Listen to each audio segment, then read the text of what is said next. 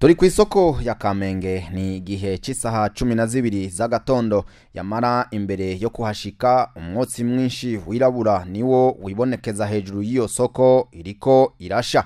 Kwashika ntivyari vyoroshe kuko amabarabara yose aja ahari iyo soko yari yugaye. Abapolisi n'abasirikare bari barikanuye bafashijwe n'abambaye impuzu za gisivile ntawe baca mu ryahumye. Abadandaza baguma batakambako bo bareka bakaja kurokora utwabo yamara ntivyoroshe. Natwe abamenyesha makuru kuhashika ntivyatworoheye kuko abajejwe umutekano batanguye kutubuza naho twari twaberetse ibituranga. Nk'igihe cy'isaha imwe niho baturekura turashika ahegereye iyo soko irikirasha.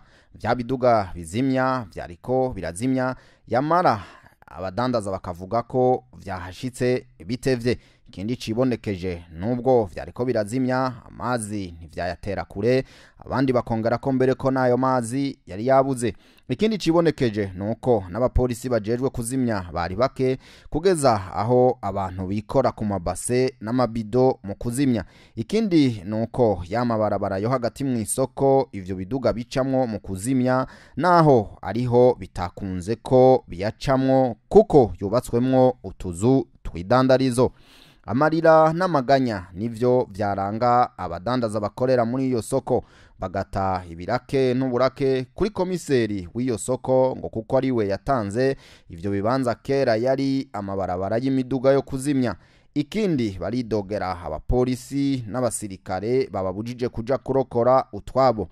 Gerard Ndabirabe umukuru w'inama nshingamateka y'u Burundi ati abadandaza barahomvye igihugu kirahomvye, akaba yaboneyeho akaryo ko kubahumuriza. Isoko ryarimo abantu benshi cyane bigasigura rero yuko abantu benshi cyane bahahombeye n'igihugu cyahombeye ibintu byinshi.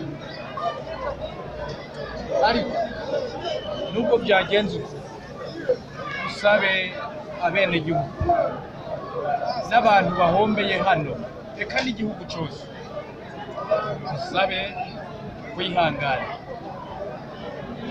wihangane noneho za ankete amatohoza azoshobore kwerekana imvo n'imvano y'iri soko ryahiye. Cya gatatu, nubwo ibintu byatanguye isoko ryatangiye gusha hafi masaa 8 y'ijoro, ariko dushimire cyane abakozi service ya protection civile kuko baciye banyarutse kuva ico gihe kugira ngo batabare. Ariko babuze amayira bacamo.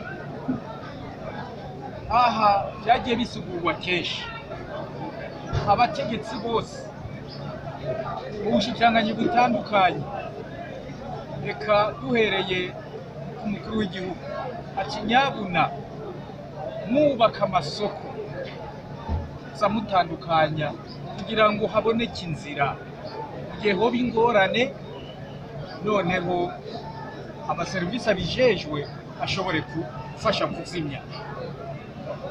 Ariko nubwo byavuzwe kenshi ibi bintu ntibyubahirijwe hano kuri no soko rya Kamenge.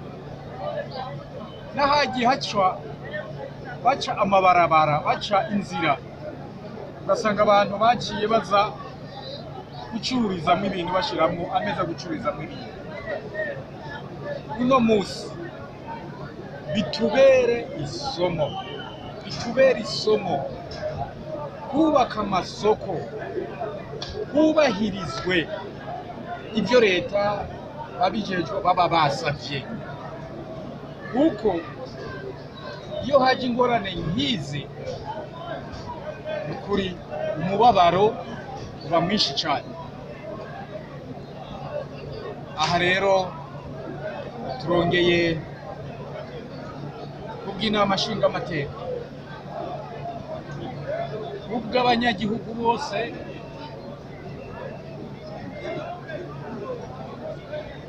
userukiye turabasavye bandanye twihangane